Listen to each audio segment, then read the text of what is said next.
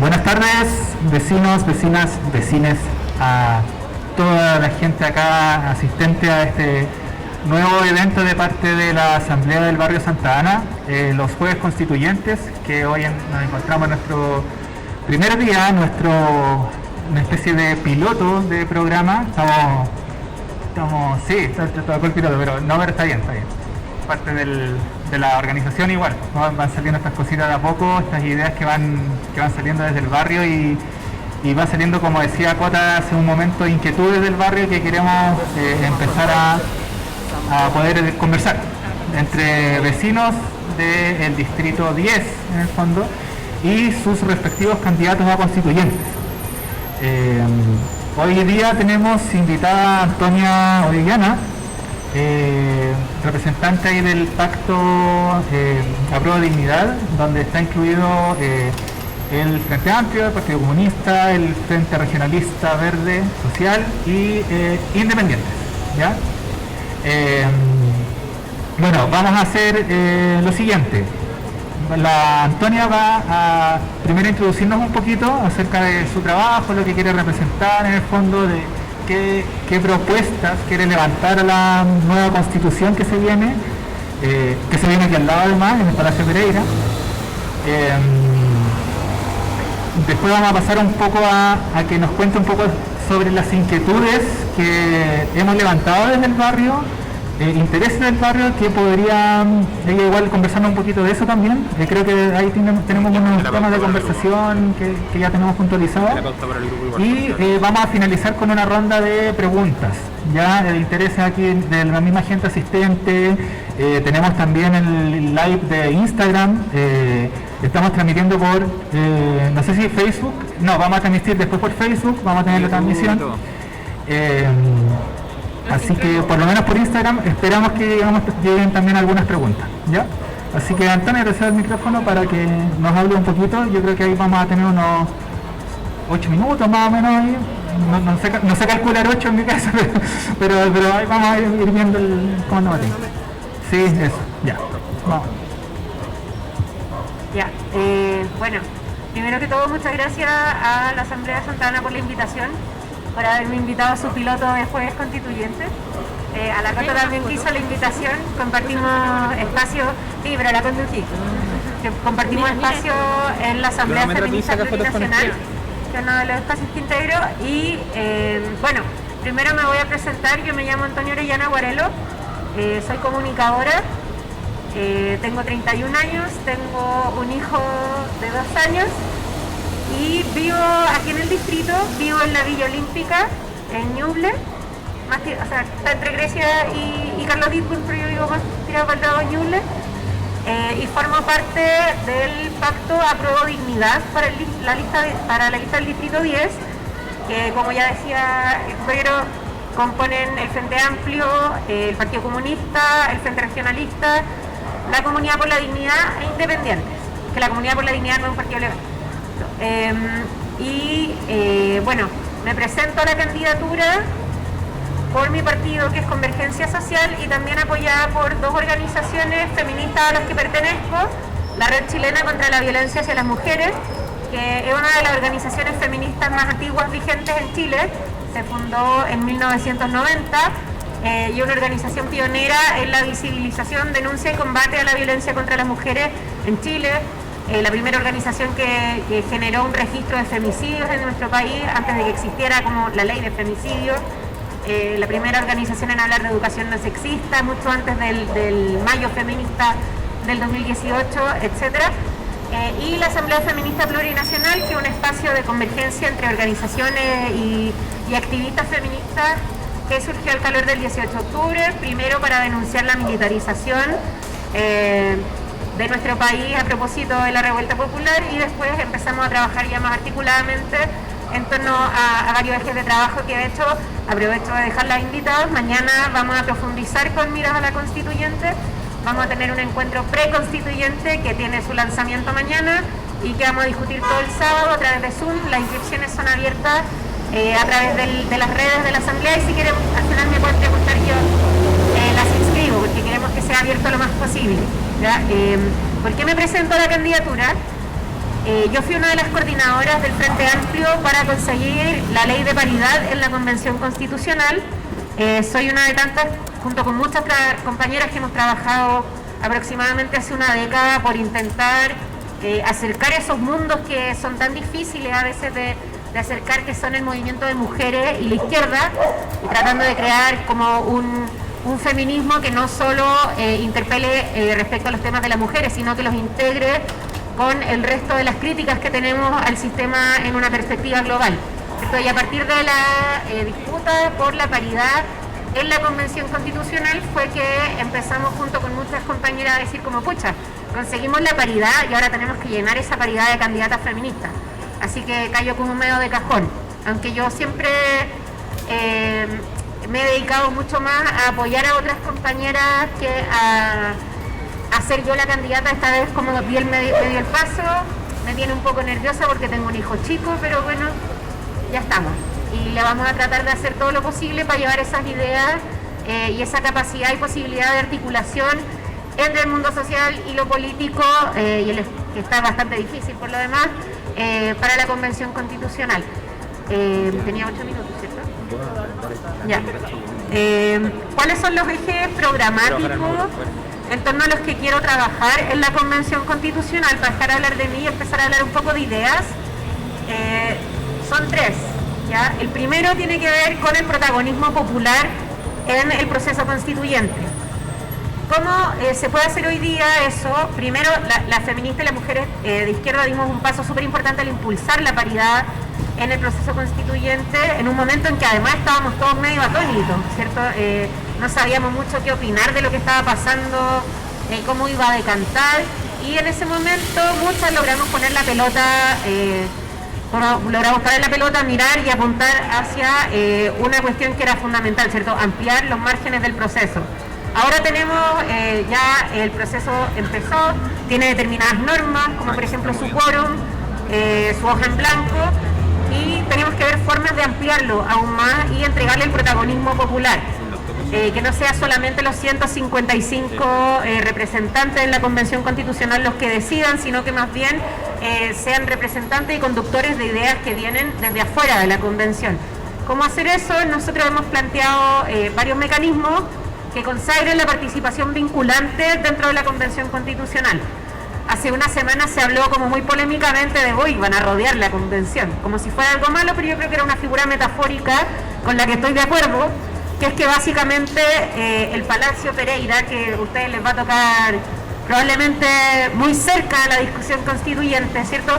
Que el Palacio Pereira no sea una isla en la que se discuta el nuevo Chile, sino más bien sea un espacio abierto, ¿ya? Y para eso hay cosas muy simples, pero muy significativas que podemos hacer, pero para lo que se necesita acuerdo a la hora de discutir el reglamento en la Convención Constitucional.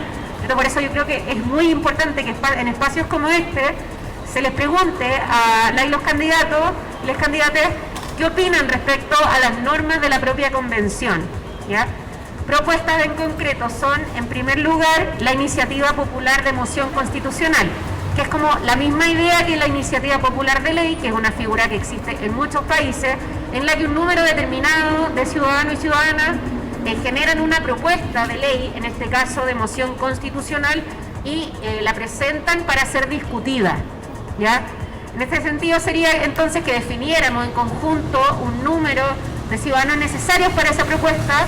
Me parece a mí que un buen piso podría ser lo que se exigía para poder presentar candidaturas, para que sean propuestas representativas, porque también hay grupos minoritarios de ultraderecha, por ejemplo, que también podrían presentar la suya, ¿ya?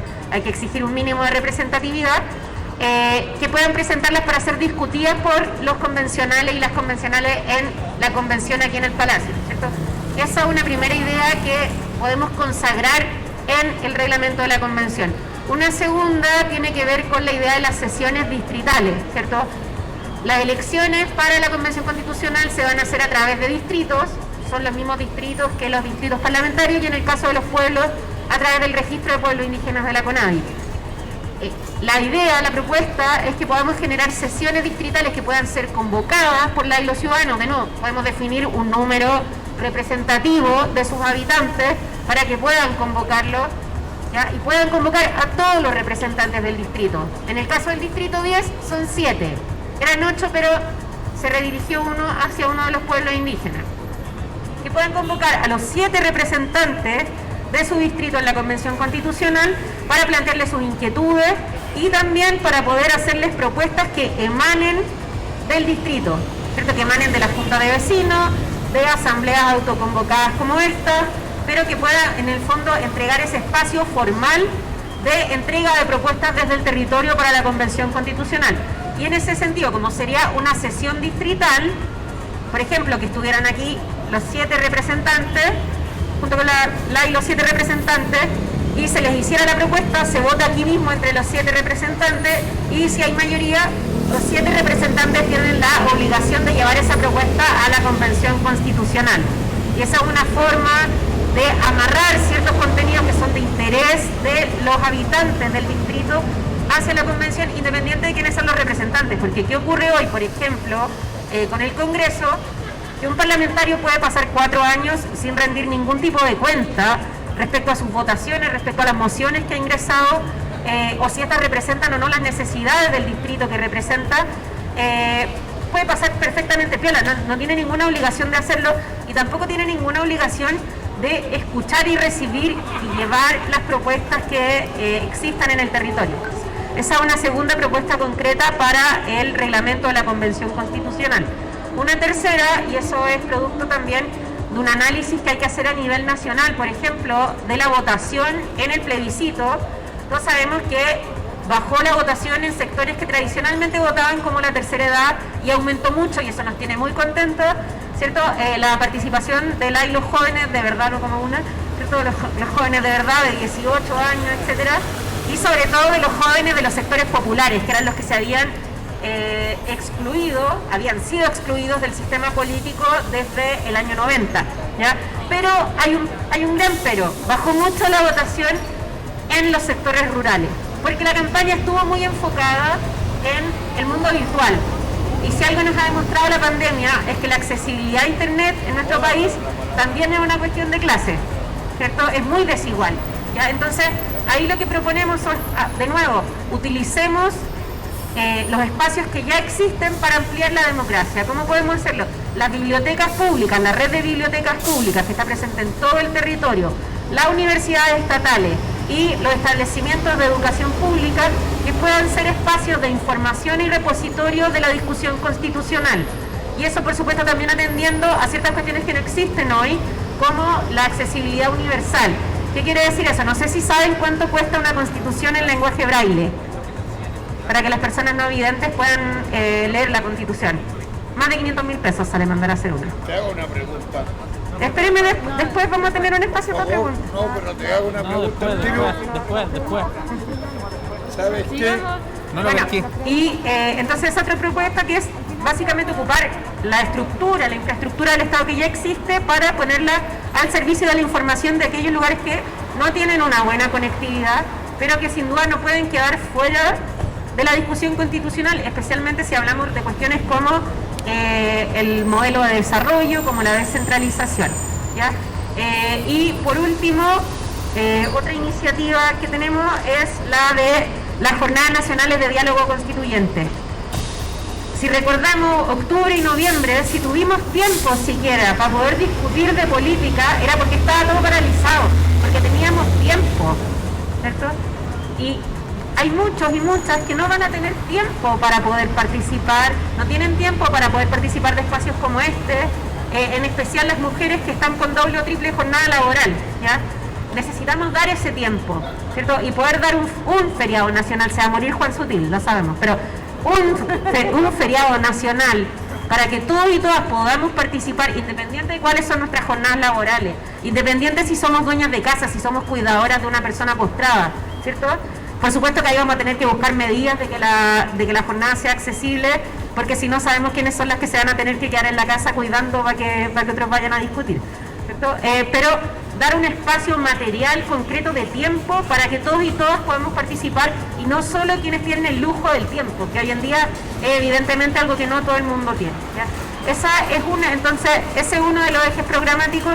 Creo que estoy en el tiempo, ¿ya? Entonces voy a dejar el tema de la participación ahí para después profundizar en los otros dos que tenemos. Gracias. Pero Gracias, Antonio.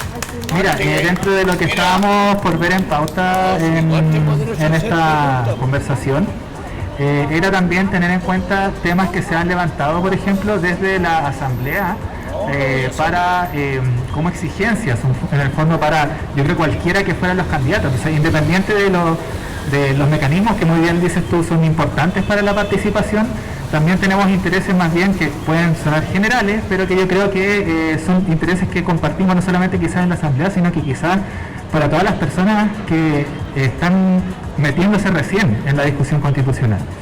Hablábamos, por ejemplo, y bueno, esto lo recogimos hace un tiempo ya atrás, por medio de una encuesta en general para todos los vecinos, y se realizaban temas como intereses en la educación, te imaginas más bien salud, respecto al sistema económico, a lo que se va a hacer en recursos naturales. Sabemos que la Constitución se trata mucho de la discusión de ideas, de la idea que tenemos como país. Entonces, dentro de todos estos temas que podrían nombrarte cultura, energía, vivienda, incluso Fuerzas Armadas y de orden. ¿De qué forma tú te podrías acercar a esas inquietudes que nosotros tenemos desde el barrio? Voy a tratar de referirme primero en general, porque hay varias de las que mencionan como educación, como salud, vivienda, que pertenecen al espectro de lo que se llaman, ¿cierto?, los derechos sociales. Y eso, voy a seguir con lo del programa, pero eso me lleva al segundo punto del programa, que tiene que ver con una constitución que ponga la vida en común en el centro, ¿cierto?, y que revitalice aquello que llamábamos lo público cuando existía, ¿cierto? ¿A qué está remitido hoy lo público? Hoy lo público es solamente aquello a lo que acceden quienes no pueden pagar lo privado. Entonces, los que van a la salud pública son los que no pueden pagar la clínica privada. Los que van a la educación pública son los que no pueden pagar la educación privada, ¿cierto? Y así podemos extrapolarlo al transporte, a la vivienda, ¿cierto? Los que recurren a la vivienda social, que se le llama, o la vivienda apoyada en su acceso por el Estado, son quienes están completamente fuera del mercado inmobiliario, no son sujetos de crédito. Entonces, ¿de qué hablamos cuando decimos poner lo común en el centro? Es volver a hablar de lo público. Y para eso es fundamental una modificación en el carácter del Estado, en la parte orgánica de la Constitución, en la que saquemos y dejemos de hablar de un Estado subsidiario, que básicamente lo que significa un Estado subsidiario es que es un Estado que interviene en la vida social solo cuando no da espacio ahí a la ganancia privada, ¿cierto? Y es por eso que se ha disminuido la matrícula de los colegios públicos, porque ahí se llenó de colegios particulares que eran además subsidiados, se les dice subvencionados, pero subsidiados en sus ganancias por el Estado. Lo mismo en la educación superior, lo mismo en la salud, etcétera. Ya, abandonar el Estado subsidiario para avanzar a un Estado social, garante de derechos, con base en el cuidado, es una propuesta que permite abarcar como gran paraguas, ¿cierto?, la mayoría de los derechos sociales. Por supuesto, eso requiere de financiamiento, ¿ya? Pero antes de pasar a ese tema, quiero que pensemos solamente en la cantidad de plata que gasta el Estado subsidiando ganancias de privados. La cantidad de plata que gasta el Estado subsidiando el CAE hacia los bancos, porque por algo es crédito con aval del Estado. Porque cuando nosotros, y evidentemente no podemos pagar con el nivel de sueldos que hay, con el nivel de endeudamientos que tenemos, ¿cierto? ¿Quién paga? El Estado. Es el Estado el que le paga los créditos. Cuando el Estado, ¿cuánta plata gasta el Estado actualmente en subsidiar la permanente alza de pasajes del Transantiago que está consagrado en su norma? ¿Cierto? ¿Cuánta plata gasta el Estado hasta el día de hoy, en medio de una pandemia y una emergencia mundial, en subsidiarle las camas al sistema privado porque ha dejado de invertir en la expansión de su sistema público de salud, ¿cierto? Y por eso no tiene camas suficientes y se las tiene que pagar además al sistema privado, ¿ya? Todo eso, como quiero decir, el Estado subsidiario y garantizar los derechos sociales, cierto, implica más gasto, pero dejar de subsidiar la ganancia de los privados también implica un ahorro, porque la mayor parte del gasto en educación es en pagarle a los privados, la mayor parte del gasto en salud es en el pago por cama a los privados. Entonces, por ahí también hay una vía que hace posibles esos cambios, más allá de la idea abstracta que se modifica en el principio constitucional, ¿ya? Entonces creo que eso aborda un poco los problemas y en particular quería abordar eso en general y en particular me iba a meter un poco en la pata de los caballos respecto a Fuerzas Armadas y de orden. ¿Y vos qué te vas a meter ahí? ¿Por qué quiero? Bueno, porque creo que hay un aprendizaje que tenemos que hacer respecto a los 90, digo hacemos, aunque yo en ese tiempo tenía un año, ¿ya? Que tiene que ver con la impunidad a las violaciones de los derechos humanos ocurrida en dictaduras y que condicionó todo lo que tiene que ver con la transición a la democracia, ¿cierto?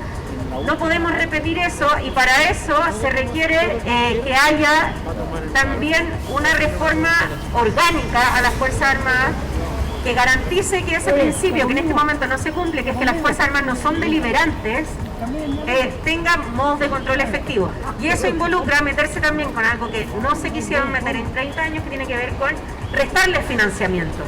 Porque el nivel de arbitrariedad con la que ellos se manejan, el nivel de opacidad que ha causado el Milicogate y todos los escándalos de corrupción que sabemos, es demasiado grande y precisamente les permite ese margen de autonomía que no es aceptable en una democracia moderna.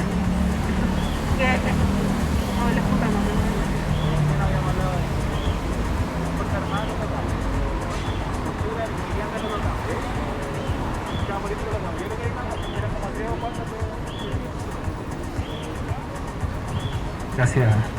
Bueno, lo que estaba hablando, si no se escucha en el micrófono, tenía que seleccionar unos 4 o 3 temas para poder verlo. No podemos abarcarlos todos tampoco, si no estaríamos mucho rato y bueno, toque de queda cosas.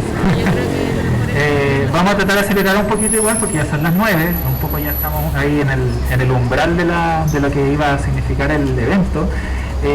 Voy a tratar igual de un poco tocar ahí la cola de temas de desarrollo barrial que tenemos puntualizado, porque esos temas son súper importantes y se levantan, yo creo, puede sonar un poco extraño, generalmente se van a levantar en un orden más bien comunal, ¿ya? O sea, exigencias quizás desde la asamblea hacia su gobierno comunal, pero estamos en una instancia que es clave, que es la Constitución, y de repente podemos consagrar ciertos temas de desarrollo barrial en la Constitución, que quizás no lo conocemos, también es una cosa de educación ahí de la Constitución. Entonces, respecto a barrio y medio ambiente o a la ocupación del espacio público, por ejemplo, a hacer desarrollo barrial inclusivo o hablar sobre la democratización de la participación, que lo hablaste recién, yo creo que ese tema no, porque ya lo tocaste. Pero respecto a los otros 3, ¿podemos ahí abarcar algo en relación a tu candidatura? Bueno, en particular yo vivo en un barrio muy organizado, que es conocido por ser un barrio muy organizado, pero no estamos exentos de los mismos problemas que no son solo del distrito, sino son del todo el país, ¿ya? Y ahí yo creo que es muy importante que hablemos del régimen político y administrativo del Estado, que por supuesto es un tema que se consagra a nivel constitucional, ¿cierto? ¿Cuál es la forma del Estado? Pero que tiene implicancias directas en las cosas que son exigibles a la administración comunal, ¿cierto? O a la forma de participación en lo comunal. Porque primero, ya, tenemos el Estado subsidiario, ¿cierto? Que impide que haya, por ejemplo, no sé, iniciativas locales respecto a la vivienda, que obliga a los habitantes antiguos que ya no pueden pagar los costos de vivir por acá, hacia las periferias, al mismo tiempo ampliando la ciudad fuera de niveles sostenibles, pero bueno, es otro tema. Tenemos eso, pero también tenemos un régimen político que es extremadamente centralizado y autoritario, ¿cierto? Es un régimen político pinochetista. Vivimos aún en el régimen político que diseñó Jaime Guzmán, ¿ya? Y en ese sentido nosotros, a veces como somos súper santiaguinos, ¿cierto?, solemos pensar la centralización como un problema que afecta, no sé, a Coyhaique, ¿ya?, a Putre, y no aquí mismo. Pero el centralismo, no porque estemos acá al lado del centro administrativo, quiere decir que podamos tener injerencia en las cuestiones que nos afectan concretamente como habitantes de un territorio determinado, ¿cierto?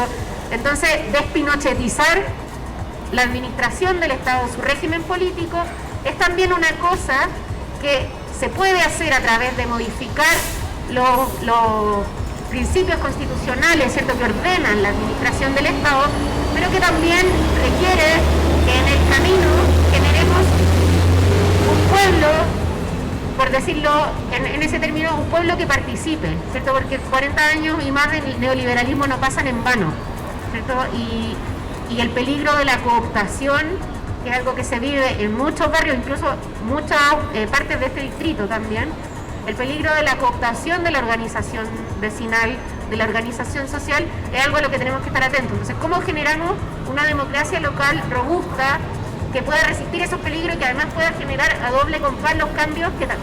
No lo recojan de nuevo, ya se ha caído 3 veces, ya quiere estar ahí.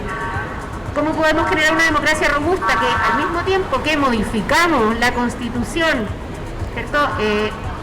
Va generando a nivel local esos cambios también en la subjetividad de nosotros como comunidad, que es precisamente a partir de espacios como este, ¿ya? Y es a partir de espacios como este que también podemos empezar a discutir cómo esos principios constitucionales pueden expresarse en cambio a nivel local. Yo creo que en ese sentido es evidente que, por ejemplo, las estructuras de los consejos sociales, de los consejos de organizaciones sociales, los consejos consultivos de los organismos del Estado son más o menos como recreaciones de participación que no son vinculantes. Y creo que hoy en día no estamos para esas cosas, ¿verdad? Y ahí es interesante poder pensar en una reforma a la idea de los municipios, que, por ejemplo, hoy en día la única figura de participación vecinal local que reconoce la ley es la Junta de Vecinos. Como por qué no podríamos pensar también en pasar de la Junta de Vecinos al Cabildo, darle una forma al Cabildo, ¿cierto? Darle una forma y que sea reconocido también en su soberanía política local, que pueda tener una voz en el Consejo Municipal, que pueda hablar respecto a los cambios de uso de suelo, a las licitaciones que se hacen, a las contrataciones que se hacen, como la gran caja negra de las municipalidades. Bueno, lo estamos viendo ahora a propósito de las luminarias, tiene que ver con las licitaciones y las contrataciones de personal.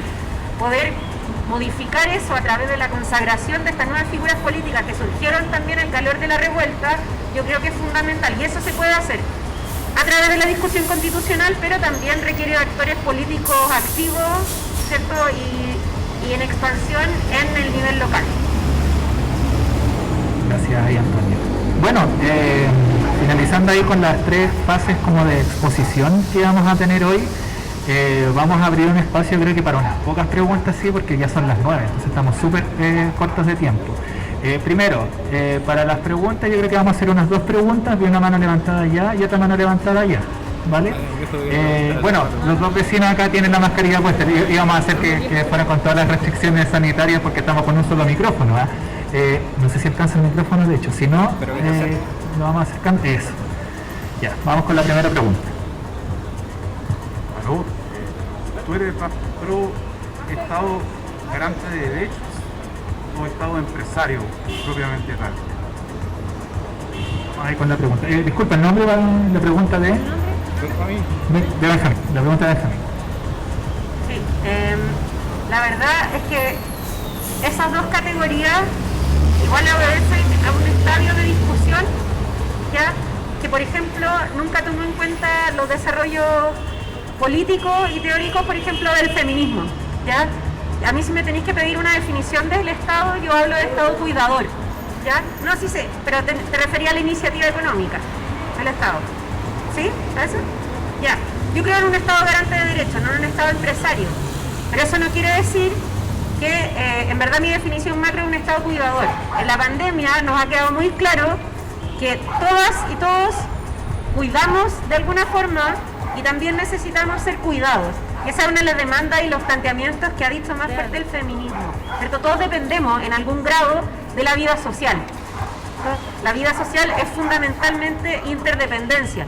Entonces, cuando hablamos de un Estado cuidador, hablamos de un Estado que reconozca esa dependencia y la sostenga de alguna forma, ¿ya? Para sostenerla, evidentemente, necesita recursos económicos, ¿ya? Pero creo que cuando hablamos de Estado cuidador, también hablamos de un Estado cuidador del medio ambiente. Y lamentablemente, sobre todo en Latinoamérica, muchas veces cuando se ha hablado de un Estado emprendedor y un Estado empresario, ha terminado en proyectos que terminan reeditando el mismo extractivismo, ¿cierto? Y la falta de consideración respecto a los derechos de los pueblos indígenas que habitan en los territorios que son normalmente arrasados, ¿cierto? O también a las externalidades o las consecuencias de ese uso intensivo de los recursos naturales de ese extractivismo, ¿ya? Entonces por eso a mí no me acomoda mucho esa categoría, no sé si te respondo bien. creo que tiene que ser un Estado garante, creo que la iniciativa para poder tener ese Estado garante tiene que ser a través de una redistribución de los recursos, primero dejando de subsidiar la ganancia privada, o sea, abandonando el Estado subsidiario, y segundo, tomando control de los bienes comunes, ¿ya? Y por supuesto redistribuyendo el ingreso, pero ojo que eso no se logra solo a través del régimen tributario. Eso también se logra a través de mecanismos como, por ejemplo, la participación de los trabajadores en la economía. Y aquí no estoy hablando de los soviets, estoy hablando de la negociación colectiva por rama. ¿Ya? Por ejemplo, en todos los países donde se aplica permite subir a nivel colectivo los ingresos de los trabajadores y equiparar un poco los ingresos. Creo que así se puede financiar, y creo que en Chile es posible porque es un país que tiene la diversidad territorial suficiente para hacerlo, para poder financiar un Estado garante de derechos. ¿Te puedo hacer una pregunta? Tenemos 2 preguntas nomás y el vecino Juan tiene pedida la palabra, así que vamos con el vecino Juan. A ver, quiero hacer una consulta por lo que tú planteaste respecto a los derechos sociales. Esos derechos no son sociales, son derechos humanos. ¿Y qué posición van a tener ustedes en la defensa o que se garanticen esos derechos en la Constitución? ¿Por qué hago esa pregunta? Porque al garantizar los derechos humanos, que están establecidos también en los pactos internacionales que Chile firmó, se le cierran las puertas al modelo neoliberal. Se le cierran las puertas al modelo neoliberal. Sí, ahí yo creo que hay que hacer una distinción que puede sonar teórica, pero es súper práctica. Y de hecho, de la que las mujeres sabemos mucho. No porque una cuestión esté escrita en la ley, quiere decir que sea realidad, ¿ya? Por ejemplo, a las mujeres se nos dice hace bastantes años que somos iguales ante la ley, ¿cierto? Que somos iguales ante la ley que nuestros pares varones. Pero todas sabemos que eso no es así, que ni a la hora de acceder a la justicia, ni de acceder al sistema financiero, ni a la educación, ni a nada, somos iguales, ¿ya? Entonces, hay una diferencia entre consagrar algo legalmente y asegurar su ejercicio. Y por eso nosotros desde el feminismo siempre criticamos el derecho vacío de posibilidad de ejercerlo, ¿ya? Y por eso cuando hablamos de garantizar derechos sociales, yo estoy de acuerdo contigo en que los tratados internacionales de derechos humanos, incluyendo los derechos humanos de las mujeres como su pleno derecho a decidir, tienen garantía de rango, o sea, tienen rango constitucional, ¿cierto? Y así los hemos firmado, de hecho. Lo que pasa es que los firmamos, como por ejemplo el convenio Belém do Pará, que es el convenio para la eliminación de todas las formas de violencia hacia la mujer interamericano. Lo firmamos, lo consagramos en la ley, pero no se desarrolla ninguna modificación en toda la estructura que está hacia abajo para que los derechos que están consagrados ahí sean ejercidos, ¿ya? Y por eso, cuando hablaba de derechos sociales, igual creo que cuando hablamos más coloquialmente de los derechos sociales, sabemos que son derechos humanos, pero son inevitablemente derechos que requieren de toda la sociedad para ser ejercidos. Nadie se educa solo, nadie construye su vivienda solo, son derechos que en un término de régimen son distintos que los derechos que son inherentes a cada persona, ¿cierto? Tenía el derecho al acceso, tenía el derecho a que lo tengan garantizado. Y para poder garantizar ese derecho es que hablamos de dejar el Estado subsidiario, ¿ya? Porque una cosa es que yo diga todos tendrán derecho a la educación y mantengamos el mismo régimen educativo y las personas que no accedan a la educación tengan que ir a recurrir a la Corte Suprema o tengan que poner un recurso de protección porque se les está vulnerando su derecho, a que generemos un sistema educativo que haga carne ese derecho, ¿ya? Y ese sistema educativo que haga carne el derecho a la educación solo es posible a través del sistema público, porque el sistema privado necesariamente es excluyente, porque precisamente representa intereses privados y no los del conjunto de la sociedad, ¿ya?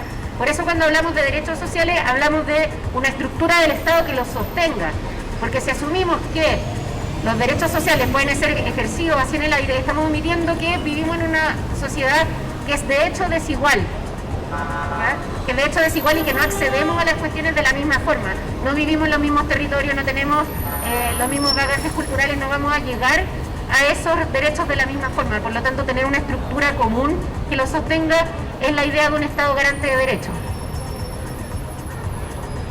Ok, con eso cerramos la participación hoy día, Antonio. Bueno, recordamos igual, Antonio Arellana va por el pacto ahí a prueba de dignidad, para quienes le haya interesado sus propuestas. Pueden buscar más también, me imagino, en internet, en su página web correspondiente, para que tengan más información disponible. Y cerramos la intervención. No, así que nos vemos, esperamos en la próxima jornada de jueves constituyentes, organizada aquí por la Asamblea. Muchas gracias, Antonia. Y yo creo que ya cerramos porque se viene el toque, así que hay que empezar eso para que no se vayan para la casa. Muchas gracias a todos, nos vemos, adiós.